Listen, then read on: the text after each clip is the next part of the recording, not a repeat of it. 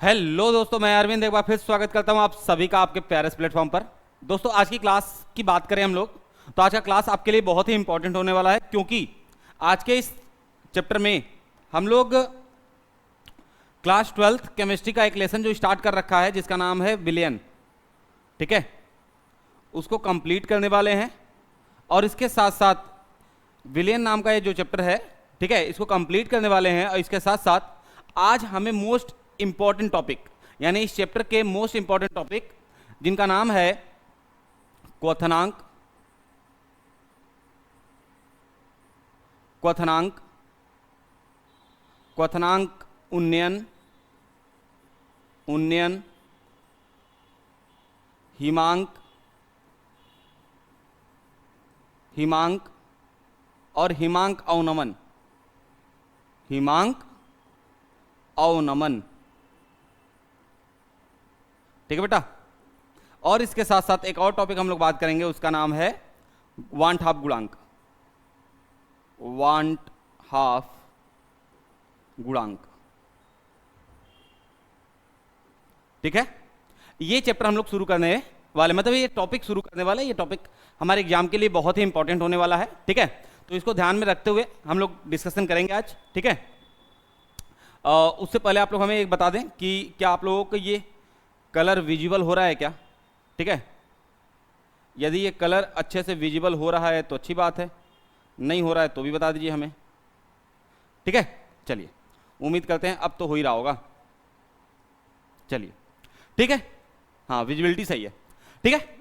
अब ये 3-4 टॉपिक हमारे हिस्से का है आज इस चैप्टर के अंदर, और इसको हम लोग कंप्लीट करेंगे। और आप अपने क्लास 12th केमिस्ट्री के अंदर, क्लास 12th रसायन विज्ञान के अंदर, रसायन विज्ञान के अंदर, ठीक है, रसायन विज्ञान के अंदर अपना एक चैप्टर जिसका नाम है विलियन, उसको बहुत अच्छे से कंप्लीट कर चुके हैं, मतलब कर चुके होंगे इस लेक्चर के बाद, ठीक है। तो आइए दोस्तों शुरू करते हैं आज का ये लेक्चर, ठीक है। सबसे पहली चीज कि ये लेक्चर जब शूट हो रहा है तो 31 मई को शूट हो रहा है, ठीक है, 31 मई। तो हालांकि मैं आपको बस एक छोटी सी इंफॉर्मेशन देना चाहता हूं कि 1 जून को, ठीक है, 1 जून को, ठीक है, वाराणसी में वोटिंग होनी है, ठीक है, इलेक्शन है। तो आप सभी लोग, उम्मीद करते हैं आप में से जितने लोग इस लायक हो गए हैं कि वो अपना मतदान कर सकते हैं, तो वो जाके जरूर से अपना मतदान करें, और इसके साथ साथ अपने घर वालों को भी मतदान करने के लिए अवश्य भेजें, ठीक है। और इसके साथ साथ इस बात का ध्यान रखें कि गर्मी बहुत ज़्यादा है, ठीक है। तो मतलब कि आप सुबह 6 बजे से पोलिंग बूथ स्टार्ट हो जाएगा, वहाँ से आप 6 बजे जाकर आप अपना वोट कर सकते हैं, और शाम को 5 बजे तक वोटिंग होती रहेगी। तो मेरा कहना होगा, मेरा संदेश ये होगा केवल कि आप बहुत गर्मी में, यानी धूप के टाइम जाकर लाइन में लगकर अपने तबीयत को खराब करके, अपने हेल्थ के साथ मजाक करके वोट ना करें, हाँ, लेकिन वोट करने जरूर जाए। तो इसलिए सुबह सुबह आप सभी लोग वोटिंग करने के लिए चले जाएं और वोट करके ठंडे ठंडे टाइम में वापस अपने घर की ओर वापस आ जाएं, ठीक है। तो चलिए शुरू करते हैं आज का ये लेक्चर। और आज के लेक्चर में हम लोग सबसे पहली बात जो करने वाले हैं वो है क्वथनांक, ठीक है। क्या है भाई पहला टॉपिक हमारा? क्वथनांक। सबसे पहली बात, यदि कोई पूछे कि क्वथनांक किसे कहते हैं, ठीक है, तो जनरल सी परिभाषा लोग क्या देते हैं कि किसी भी द्रव का वह ताप, किसी भी द्रव का वह ताप, द्रव के लिए वह ताप, द्रव के लिए वह ताप जिस ताप पर द्रव उबलने लगे, किसी भी द्रव के लिए, किसी द्रव के लिए वह ताप जिस ताप पर द्रव उबलने लगे, उस द्रव का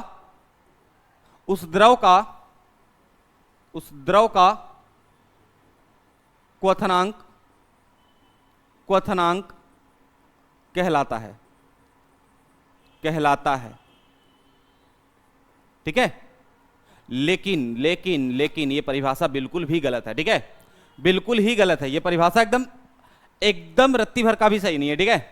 क्योंकि आप एक चीज समझो सामान्य तौर पे मैं एक एग्जांपल समझाता हूं आपको, ठीक है, कि कोई भी पदार्थ यदि किसी भी लिक्विड के लिए, यदि हम जनरली बात करें,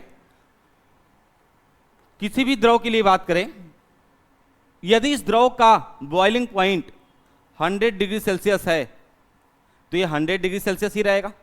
ये इसकी बॉइलिंग पॉइंट क्या है, 100 डिग्री सेल्सियस है ना। लेकिन यदि इसको प्रेशर कुकर में, यानी आप कुकर में रखकर इस पानी को बॉयल कर दीजिए तो ये 100 डिग्री से पहले ही उबलने लगता है, ठीक है। पहाड़ी वाले क्षेत्रों पर ये उससे कुछ ज्यादा तापमान पर उबलने लगता है, ठीक है। तो क्या जगह जगह पर उसका क्वथनांक बदल रहा है क्या?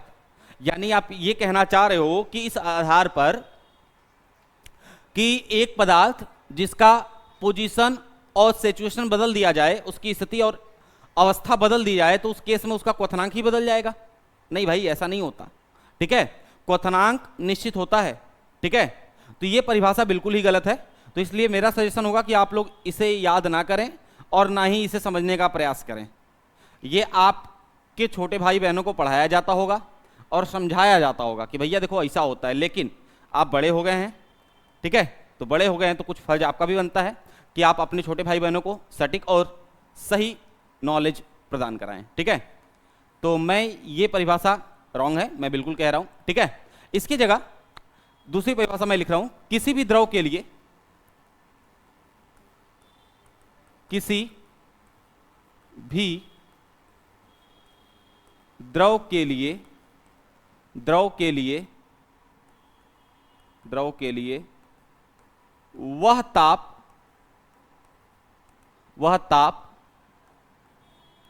जिस पर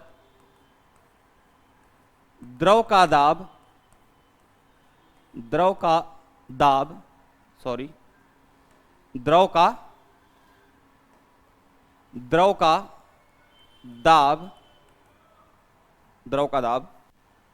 वायुमंडलीय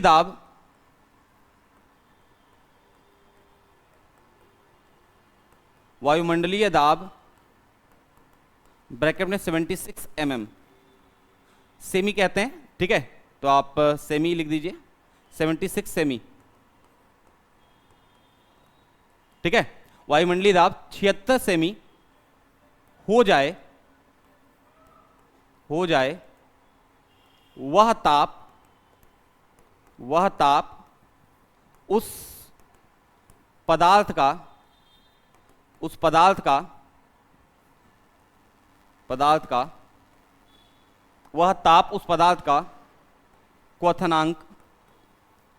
क्वथनांक कहलाता है,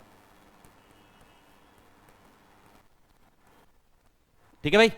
यानी किसी भी द्रव के लिए वह ताप जिस पर द्रव का दाब वायुमंडलीय दाब कितना 76 सेमी हो जाए तो वह ताप उस पदार्थ का क्वथनांक कहलाता है। क्यों?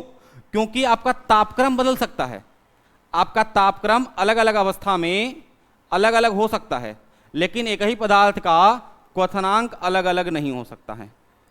एक द्रव है तो उसका क्वथनांक यदि 100 डिग्री सेल्सियस है तो 100 डिग्री सेल्सियस ही रहेगा। क्लियर है भाई? बात समझ में आ रही है?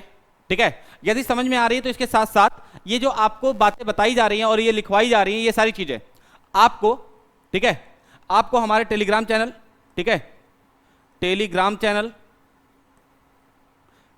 चैनल वहां पर मिल जाएगा, ठीक है। नहीं तो आप हमारा ऐप डाउनलोड कर सकते हैं जिसका लिंक आपको आपके डिस्क्रिप्शन में मिल जाएगा, ठीक है। वहां पर भी नोट्स और पीडीएफ के सेक्शन में, ठीक है, नोट्स और पीडीएफ के सेक्शन में आपको ये नोट्स मिल जाएंगे। या तो आप हमारे टेलीग्राम चैनल पर लेक्चर जैसे ही आप कंप्लीट करोगे तो उसके बाद फिर आप वहां से जाके उसे डाउनलोड कर सकते हो।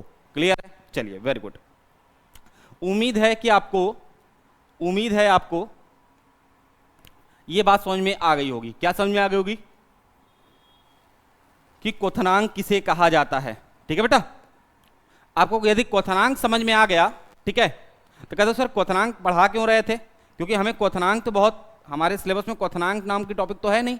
हमारे सिलेबस में एक टॉपिक है जिसका नाम है क्वथनांक, ठीक है, लेकिन उसे क्वथनांक नहीं कहते हैं, उसे हम कहते हैं क्वथनांक उन्नयन, ठीक है। अब क्वथनांक उन्नयन की बात की जाए तो क्वथनांक उन्नयन को समझने से पहले क्वथनांक को समझना पड़ेगा, ठीक है। तो उम्मीद है आपको क्वथनांक समझ में आ गया होगा। यदि क्वथनांक समझ में आ गया तो अब बात हम ये करते हैं कि क्वथनांक उन्नयन क्या होता है, ठीक है। क्वथनांक उन्नयन समझने से पहले दो वर्ड समझते हैं, एक का नाम है उन्नयन, ठीक है, एक का नाम है उन्नयन और दूसरे का नाम है अवनमन, ठीक है बेटा, अवनमन। बहुत बहुत विशेष बात नहीं करनी है, बस इतना समझिए, उन्नयन का मतलब होता है मान में बढ़ोतरी, ठीक है, मान का बढ़ जाना, ठीक। और अवनमन का मतलब होता है मान में कमी, कमी मतलब वैल्यू घट जाना। क्लियर है बेटा? ये दो बातें याद रखिएगा, ठीक है। तो उस केस में हम उसे उन्नयन कहते हैं, और मान में यदि कमी आ रही है तो हम उसे अवनमन कहते हैं। ये दोनों बातें आपके सामने अभी भी आएंगी, लेकिन उससे पहले आप इस बात का ध्यान रखिएगा कि आपको उन्नयन की बात करनी है, ठीक है। किसकी बात करनी है? क्वथनांक उन्नयन की, ठीक है। आइए समझते हैं। क्वथनांक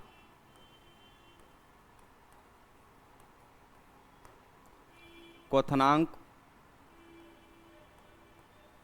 उन्नयन, ठीक है बेटा। अब बात ही आती है क्वथनांक उन्नयन किसे कहते हैं। जब किसी विलयन में कोई अवाष्पशील विलेय मिला दिया जाए, जब किसी विलयन में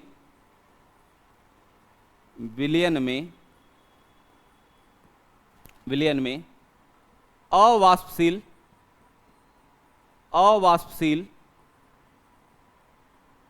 जब किसी विलयन में अवाष्पशील विलेय मिला दिया जाए,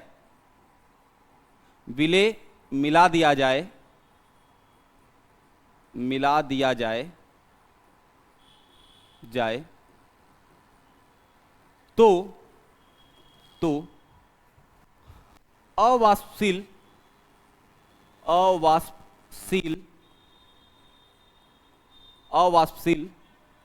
विलेय के कारण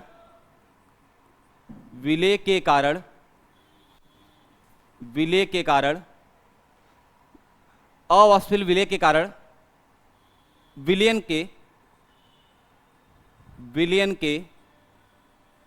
के क्वथनांक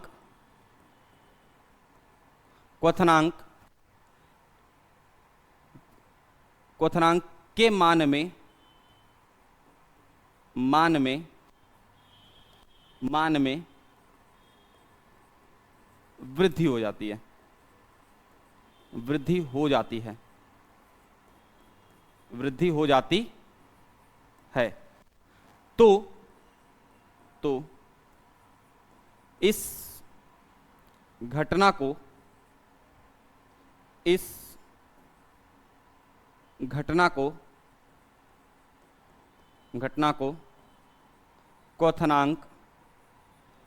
क्वथनांक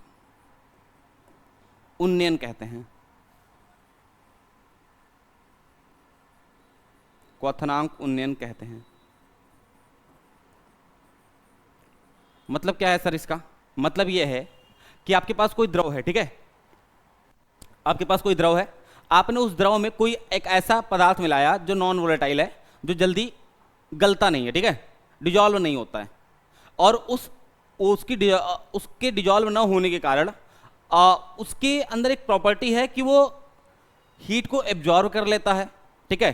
तो जिसकी वजह से जब वो एब्जॉर्व करने लगेगा, तो यदि मान लीजिए कि एक पदार्थ हमने लिया, एक द्रव लिया हमने, इस द्रव का बॉइलिंग पॉइंट जो है वो सपोज करते हैं इसकी बॉइलिंग पॉइंट जो है वो 100 डिग्री सेल्सियस है, 100 डिग्री सेल्सियस है। हमने बाहर से एक पदार्थ इसमें मिला दिया, ठीक है। बाहर से एक पदार्थ मिलाने के बाद ये जो द्रव है वो कुछ ऐसा बन गया, ठीक है। अब इस पदार्थ की वजह से इसकी जो बॉइलिंग पॉइंट थी वो 100 डिग्री से बढ़कर 101 डिग्री सेल्सियस हो गई, ठीक है। तो यानी इसके बॉइलिंग पॉइंट में डिफरेंस आ गया ना, यानी इसकी बॉइलिंग पॉइंट पहले 100 थी, अब 101 हो गई। तो यानी जो बाहर से ये जो पदार्थ मिलाया, इस पदार्थ के कारण इसके क्वथनांक में वृद्धि हो गई, और जब इसके क्वथनांक में वृद्धि हो गई तो इसी घटना को हम क्या कहते हैं? क्वथनांक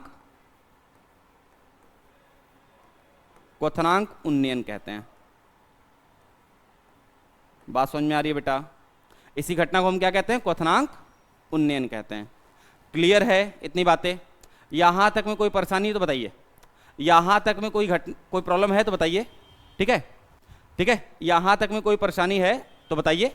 अगले टॉपिक की ओर बढ़ते हैं। अगला टॉपिक क्वथनांक उन्नयन, मतलब अगला टॉपिक का मतलब नेक्स्ट टॉपिक कोई अलग से नहीं है। ठीक है, इसी टॉपिक के अंदर हम लोग बात करेंगे क्वथनांक उन्नयन का। ये जो टॉपिक है इसके अंदर एक फार्मूला आपको ड्राइव होता है। ठीक है, डेल्टा टीबी। डेल्टा टीबी का मतलब क्या है? जो टेम्परेचर डिफरेंस है उसमें। ठीक है, डेल्टा टीबी। टीबी क्यों बोलते हैं? क्योंकि बी मतलब बॉइलिंग पॉइंट। ठीक है, डेल्टा टी बी। बी इसलिए बोला जाता है क्योंकि बॉइलिंग पॉइंट की बात कर रहे हैं ना। टेम्परेचर किस में चेंज किस में आ रहा है? टेम्परेचर में चेंज आ रहा है, लेकिन किसके लिए? उसके बॉइलिंग पॉइंट के लिए। तो delta TB is equal to 1000 into K B into small W upon small M into capital W. ठीक है बेटा, ये फार्मूला है। अब बात ये आती है कि डेल्टा टीबी यहां पे कौन सी क्वांटिटी क्या कहलाती है? लिखिए, जहां डेल्टा टीबी क्वथनांक में परिवर्तन, क्वथनांक में परिवर्तन, क्वथनांक में परिवर्तन, या आप सीधे सीधे कह सकते हैं तापमान में परिवर्तन। ठीक है, इस तरीके से 1000 के बारे में जानते ही हैं। केबी क्वथनांक मतलब कि मूलल अवनमन स्थिरांक, उन्नयन स्थिरांक कहलाता है। मूलल उन्नयन स्थिरांक, स्थिरांक कहलाता है। डब्ल्यू विलेय का भार कहलाता है। विलेय का भार। स्मॉल एम विलेय का अणुभार कहलाता है। ठीक है बेटा, अणुभार। कैपिटल डब्ल्यू क्या है? विलयन का भार। विलयन का भार। ठीक है बेटा, तो यहां डेल टी बी बराबर 1000 into K B into W upon small M into capital W, ये फार्मूला आपके पास जनरेट होता है। अब इस फार्मूले में एक चीज याद रखिएगा कि ये जो डेल टी बी है, ठीक है, ये डेल टी बी क्वथनांक में परिवर्तन, क्वथनांक में परिवर्तन का मतलब तापमान में परिवर्तन। जैसे मान लीजिए पहले इसका तापमान 100 डिग्री था, ठीक है, अब उसका तापमान 101 डिग्री हो गया, तो परिवर्तन कितने का आया? तो परिवर्तन 101 में से 100 घटाने के बाद परिवर्तन कितने का दिखेगा? 1 का दिखेगा ना, 1 डिग्री सेल्सियस का परिवर्तन दिखेगा, तो वो परिवर्तन है यहाँ पर। ये क्लियर है? ये फार्मूला आप याद रखिएगा, आपके लिए मोस्ट इंपॉर्टेंट होने वाला है, क्योंकि इस पे आपको बहुत सारे क्वेश्चन मिलने वाले हैं। क्लियर है? बोलो भाई। ठीक है, अब बात ये आती है कि जो मूलल क्वथनांक स्थिरांक है, या सीधे सीधे कहें मूलल उन्नयन स्थिरांक है, ठीक है, एक बात याद रखिएगा, इसे मूलल क्वथनांक स्थिरांक भी कहते हैं, मूलल उन्नयन स्थिरांक भी कहते हैं। तो मैं लिख दे रहा हूं यहां पर मूलल क्वथनांक स्थिरांक। ठीक है बेटा, स्थिरांक ये भी कहते हैं इसे। ठीक है, तो इस बात को ध्यान में रखिएगा। ठीक है, अब इस केस में बात ये आती है कि सर ये जो वैल्यू हमारे पास है, इसका मात्रक उत्रक कुछ होता है? बिल्कुल हाँ। यदि के की बात करें, यदि डेल्टा टीबी की बात करो तो डिग्री सेल्सियस या केल्विन आएगा। ठीक है, लेकिन केबी की बात करें तो केबी का मात्रक आपके लिए इंपॉर्टेंट है, वो जरूर लिखिएगा आप लोग। ठीक है, आइए देखिए, यानी केबी, इसे क्या कहते हैं भाई? केबी को हम कहते हैं मूलल क्वथनांक स्थिरांक। क्वथनांक स्थिरांक। ठीक है बेटा, अब बात ये आती है कि इसका मात्रक क्या होता है। तो केबी बराबर, यदि आप पूरा मात्रक सीधे सीधे याद करना चाहे तो कर लीजिए, नहीं तो निकालना चाहे तो निकाल भी सकते हैं। गर्मी बहुत है, ठीक है, एकदम पूरा पसीना पसीना हो चुका है। ठीक है, फिर भी देन कोई नहीं। अब यदि इसके मात्रक की बात करें तो केल्विन प्रति मोल, केल्विन प्रति मोललता, एक फार्मूला, एक मात्रक ये होता है। ठीक है, केल्विन प्रति मोललता। ठीक है, केल्विन प्रति मोललता। ठीक है, इसके अलावा और कोई मात्रक सर? हाँ बिल्कुल होता है। इसके अलावा एक मात्रक लिख सकते हैं केल्विन किलोग्राम प्रति मोल। केल्विन किलोग्राम प्रति मोल, सॉरी, केल्विन किलोग्राम प्रति, क्या यार, केल्विन किलोग्राम प्रति मोल। ठीक है, एक मात्रक आप ये यूज कर सकते हैं। दोनों में से जो मात्रक आपको अच्छा लगे वो मात्रक यूज कर सकते हैं। ठीक है, अब बात ये आती है, ठीक है, एक बात और इसमें थोड़ा सा ऐड ऑन करूंगा मैं कि एक टॉपिक है हमारे पास, ग्राम अणुक उन्नयन स्थिरांक। ग्राम अणुक उन्नयन स्थिरांक क्या होता है भाई? ग्राम अणुक उन्नयन स्थिरांक की बात की जाए तो ये आपके एग्जाम में कई बार पूछा गया है। ठीक है, तो ग्राम अणुक उन्नयन स्थिरांक, ग्राम अणुक उन्नयन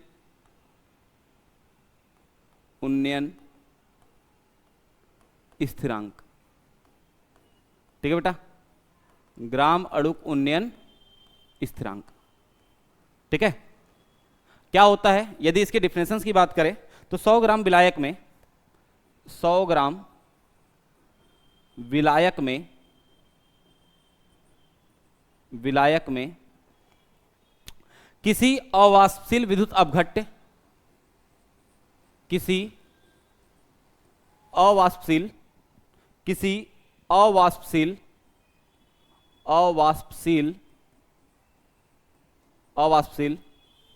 विद्युत अपघट्य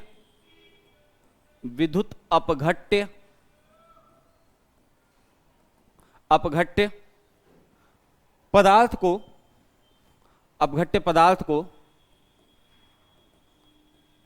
को एक मोल घोलने पर,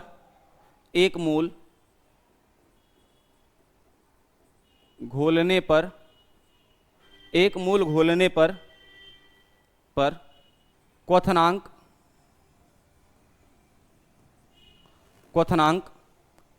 में होने वाला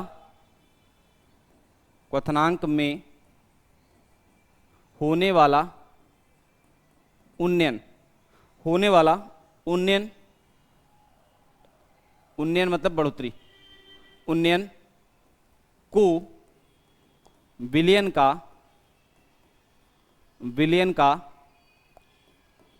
का आणविक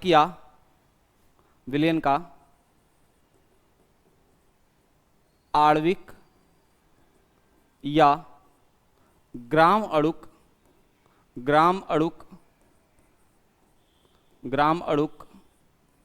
उन्नयन स्थिरांक ब्रैकेट में के से रिप्रेजेंट करते हैं। ठीक है, ग्राम अणुक उन्नयन स्थिरांक कहते हैं। ठीक है बेटा, क्या मतलब है पहले समझो ध्यान से। 100 ग्राम विलायक में किसी अवाष्पशील विद्युत अपघट्य। अब बात ये आती है कि विद्युत अपघट्य क्या होता है। यदि विद्युत अपघट्य की बात करें, विद्युत अपघट्य क्या होता है? ठीक है, दो टोटल रहेगा। विद्युत अपघट्य क्या होता है? ठीक है, अब सबसे पहली चीज समझो, वे सभी पदार्थ जिन्हें उच्च परावैद्युत वाले पदार्थ में घोलने पर वह पूर्ण रूप से आयनित हो जाते हैं। उच्च परावैद्युत वाले पदार्थ यानी क्या है? ऐसा पदार्थ जिसका परावैद्युतांक उच्च होता है, मतलब अधिक होता है। तो आपने पढ़ रखा है, फिजिक्स में आपने पढ़ा होगा पहले चैप्टर में कि उच्च परावैद्युतांक वाला जो पदार्थ होता है वो जल होता है। क्या होता है? जल, जिसका परावैद्युतांक कितना होता है? 81। तो यदि जल में घुलने पर वह पदार्थ पूर्ण रूप से आयनित हो रहा है, पूर्ण रूप से आयनित हो रहा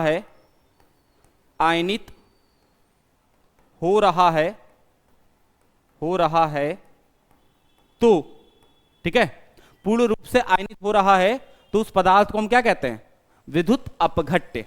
यानी जिस पदार्थ को आपने, किसी पदार्थ को लिया, एक्स नाम के पदार्थ को लिया, उसे जल में घोला और ये एक्स पूर्ण रूप से आयनित हो गया, तो इस एक्स को हम क्या कहेंगे? विद्युत अपघट्य, इलेक्ट्रोलाइट। ठीक है, क्लियर है भाई? ठीक है, यानी वे सभी पदार्थ जो उच्च परावैद्युतांक वाले पदार्थ में या उच्च परावैद्युतांक वाले पदार्थ में पूर्ण रूप से आयनित हो जाते हैं, उन्हें हम क्या कहते हैं? उन्हें हम विद्युत अपघट्य कहते हैं। ठीक है भाई, बात समझ में आ रही है? विद्युत अपघट्य कहते हैं। क्लियर इतनी बातें? चलो, यदि इतनी बातें समझ में आ गई तो अब थोड़ा ध्यान से समझिएगा इसको, ध्यान समझिए इसको। 100 ग्राम विलायक में किसी अवाष्पशील विद्युत अपघट्य पदार्थ को 1 मोल घोलने पर, कि 100 ग्राम विलायक में किसी अवाष्पशील विद्युत अपघट्य पदार्थ का, लिख दो, ठीक लगेगा, ठीक है, लाइन ठीक नहीं लग रही है, को नहीं का लिखो, ठीक है, का 1 मोल घोलने पर क्वथनांक में होने वाला उन्नयन को विलयन का आणविक या ग्राम अणुक उन्नयन स्थिरांक कहते हैं। मतलब क्वथनांक में होने वाला उन्नयन, क्वथनांक में होने वाले उन्नयन का मतलब क्या है?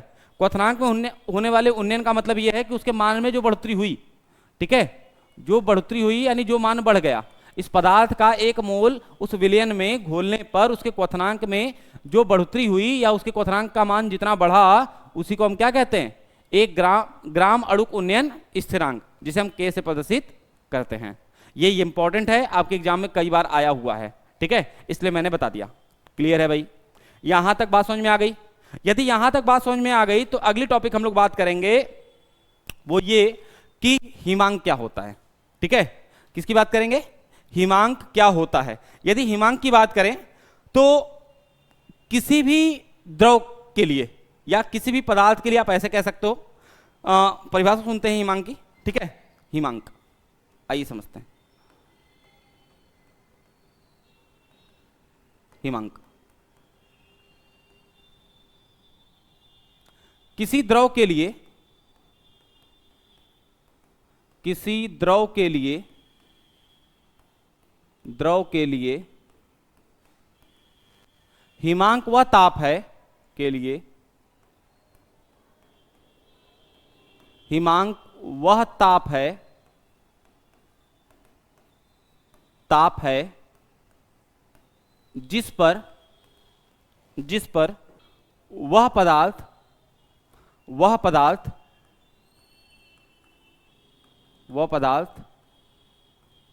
द्रव अवस्था से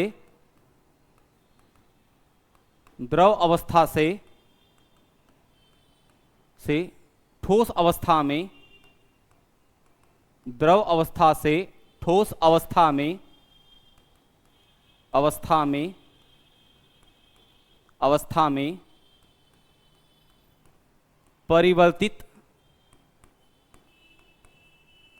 परिवर्तित हो जाता है।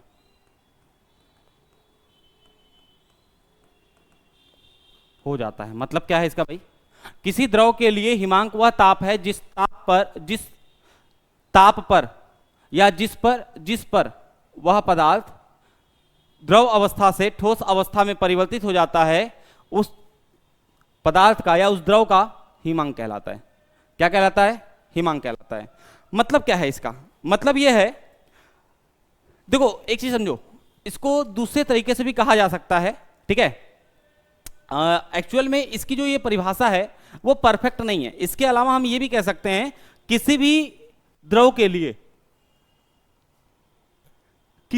के लिए हिमांक वह ताप है जिस ताप पर पदार्थ द्रव अवस्था से ठोस अवस्था में परिवर्तित होने पर उसके वाष्प दाब के बराबर हो जाता है, ठीक है, वाष्प दाब के बराबर हो जाता है। अर्थात किसी द्रव विलायक का हिमांक वह निश्चित ताप है जिस पर किसी द्रव विलायक की द्रव अवस्था एवं ठोस अवस्था में वाष्प दाब बराबर होता है। ठीक है, ठीक दोस्तों, आपको हिमांक समझ में आ गया? ठीक है, हिमांक तक की बात हम लोगों ने की।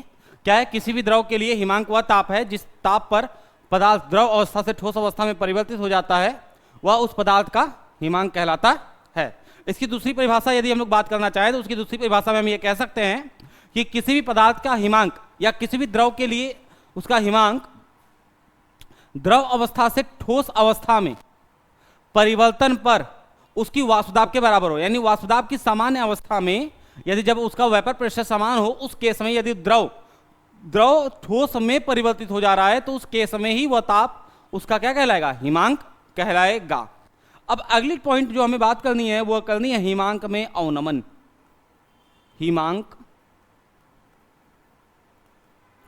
हिमांक में अवनमन, हिमांक में अवनमन। यदि हिमांक में अवनमन की बात की जाए तो जब किसी विलायक में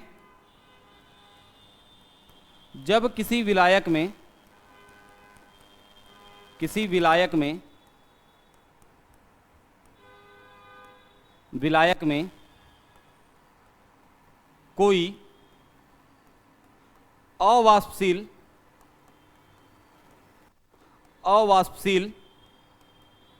पदार्थ मिलाया जाता है तो इस पदार्थ के कारण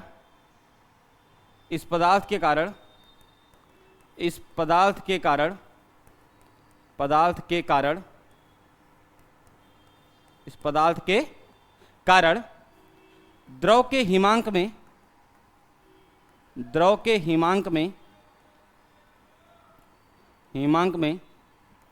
कमी आ जाती है,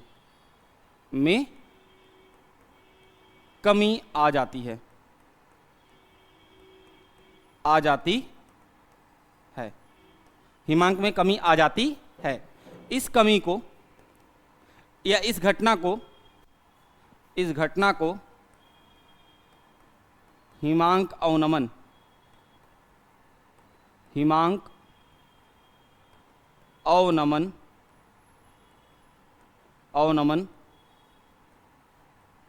कहा जाता है। क्लियर है बेटा? हिमांक में अवनमन, ये स्टेटमेंट समझ में आ गया?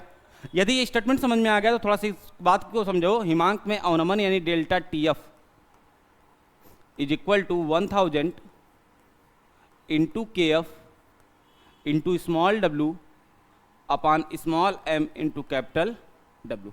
ठीक है, ये फार्मूला होता है।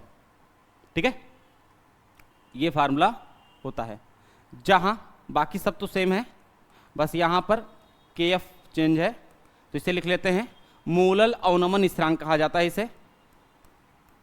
मोलल अवनमन स्थिरांक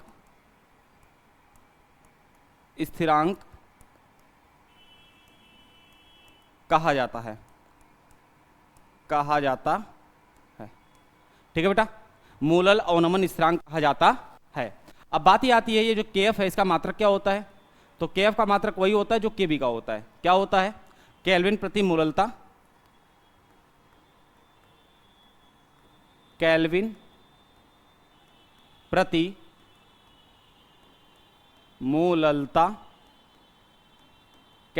मोललता, या इसके अलावा एक और मात्रक लिख सकते हैं केल्विन किलोग्राम प्रति मोल। ठीक है, केल्विन, इसके अलावा दूसरा है केल्विन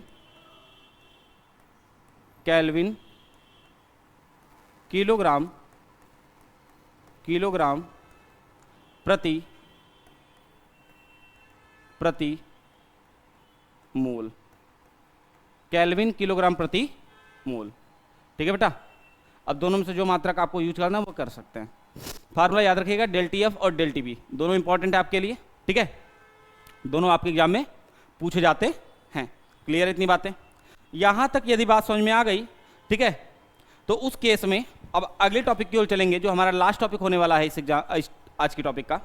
ठीक है, लास्ट टॉपिक जो होने वाला है वो है वानठाप गुणांक। क्या होने वाला है? वानठाप गुणांक। ठीक है, तो देखो वानठाप गुणांक तो वैसे हमारे सिलेबस का हिस्सा नहीं है। ठीक है, ये कटा हुआ है, लेकिन फिर भी इस बात को आप ध्यान में रखिएगा। ठीक है, वानठाप गुणांक हमारे सिलेबस का हिस्सा नहीं है, लेकिन फिर भी आप ध्यान में रखिएगा। और कुछ रिलेशन मैं बता दूं तो उस केस में आप इस फार्मूले को यूज कर लीजिएगा। ठीक है, तो मैं बहुत ड्राइव नहीं करने वाला हूं, लेकिन मैं छोटा सा आपको आइडिया देने वाला हूं इस संदर्भ में। ठीक है, कि देखो वानठाप गुणांक की बात करना चाहें हम तो यानी अणुओं की संख्या पर निर्भर करने वाला गुणधर्म है ये। अणुओं की संख्या पर, यानी जो मॉलिक्यूल्स हम यूज कर रहे हैं, मतलब जो सोल्यूशन या सॉल्वेंट यूज कर रहे हैं, उसमें जो नंबर हम मोल होते हैं ना, उसके बेसिस पे इसकी बात होती है। अब इसकी दो घटनाएं हो सकती हैं कि ये विलय या तो संगुणित हो जाए या तो वियोजित हो जाए। वियोजित होने का मतलब या विघटित हो जाए। ये संगुणित होने का मतलब जुड़ जाए और विघटित होने का मतलब टूट जाए। जैसे मान लो 100 अणु हमने डाले और 100 के 100 अणु टूट गए तो 200 अणु हो जाएंगे, अणुओं की संख्या 200 हो जाएगी।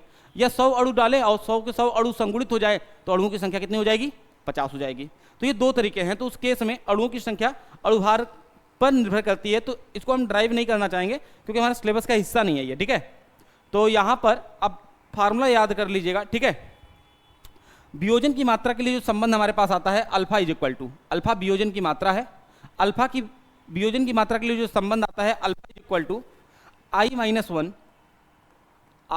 One upon X plus Y minus one, ठीक है। ये फार्मूला लिख सकते हैं। अब बात ये आती है कि सर x प्लस वाई क्या है, तो x प्लस वाई अणुओं की संख्या है, x प्लस वाई अणुओं की संख्या है। आप अणुओं की संख्या है, इसके जगह आप क्या लिख सकते हो भाई? इसके जगह हम इसको बराबर करके स्मॉल n भी लिख सकते हैं, ठीक है। अणुओं की संख्या, मोलों की संख्या, अब वो n होती है तो हम इसको जगह लिख सकते हैं alpha is equal to I minus one upon N minus one, ठीक है बेटा, बात समझ में आ रही है? ठीक है, n माइनस वन, ये फार्मूला लिख सकते हैं। अब बात ये आती है कि इसमें अल्फा क्या है, जहां अल्फा वियोजन की मात्रा,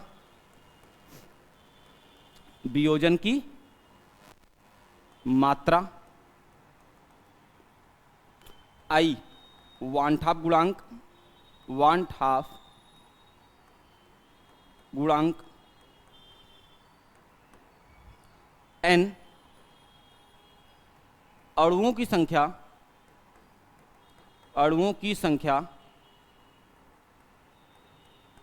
या